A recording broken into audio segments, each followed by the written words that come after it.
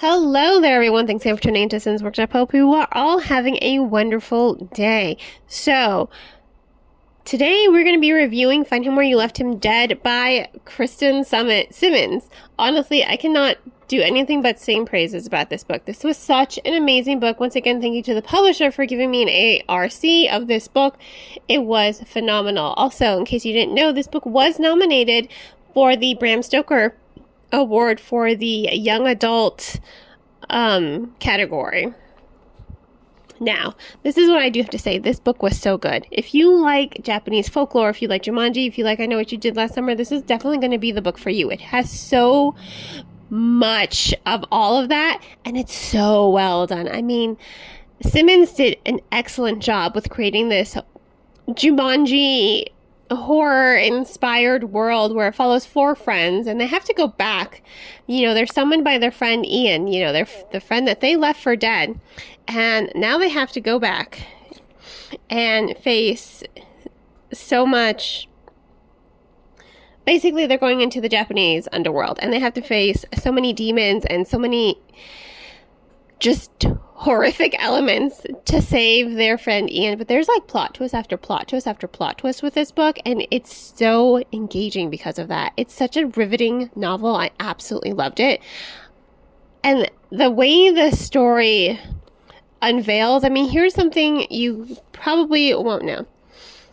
There is, each of these books is separated by, I believe it's a kanji, so it's a Japanese word or phrase. And I had to pull out my phone every single time, but I wasn't taken out of the book for that. In fact, I got even more excited because every phrase gives you a little bit of foresight into what horrors await our characters next, honestly. But it was so good.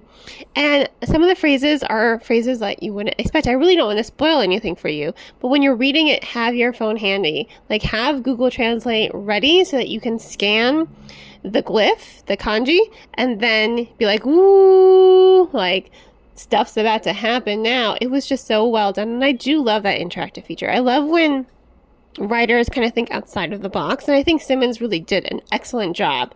I don't know if she won the category yet. I don't know if Bram Stoker has announced the winners yet, but oh my god, this book was so good. It was so good. It was so good. It was so good. I absolutely loved it, and I love the way our characters develop as well. You know, they're no longer friends at the start of this book. In fact, they want nothing to do with one another, but being summoned by Ian's ghost, they have to come together and finish the game. They have to finish the game. And that's the most traumatizing thing for them.